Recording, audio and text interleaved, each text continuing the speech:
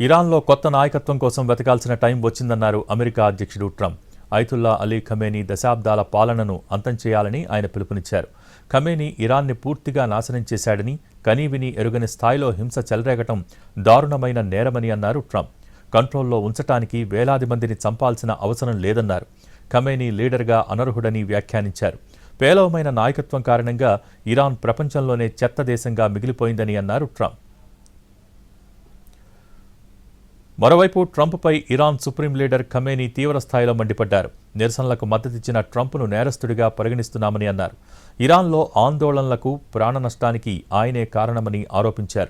ఇటీవల చోటు చేసుకున్న ఆందోళనల్లో వేలాది మంది ప్రాణాలు కోల్పోయినట్టు ఖమేనీ తొలిసారి ప్రస్తావించారు.